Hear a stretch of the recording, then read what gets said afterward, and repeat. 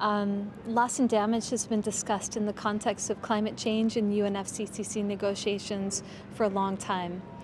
But one of the challenges, but also opportunities, is that loss and damage means one thing to some groups of parties. For example, some groups of parties think about loss and damage as extreme events, weather-related events.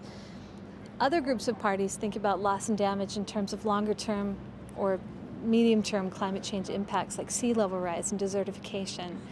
And loss and damage is actually both.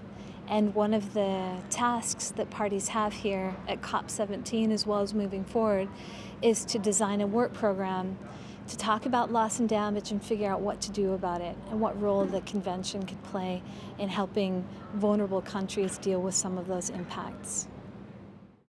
The Climate Development Knowledge Network has given us the opportunity to work on the topic of loss and damage. So over the next year or so, we'll be working with the government of Bangladesh and least developed countries and a wider range of vulnerable countries to talk, one, about what is loss and damage, how do you define it, how do you think about it, how do you measure it, two, to undertake some research. There are lots of knowledge gaps about loss and damage related to the adverse effects of climate change. So we'll have a chance to work with local partners from the countries that I told you about to undertake some case studies and other kinds of research.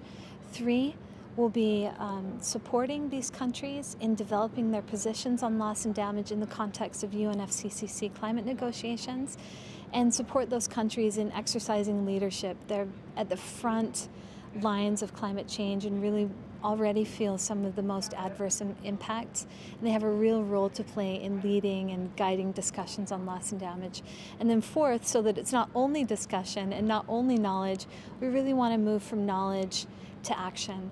And that fourth element will be developing approaches that might be considered by the government of Bangladesh and other vulnerable countries on actions on the ground to help affected communities.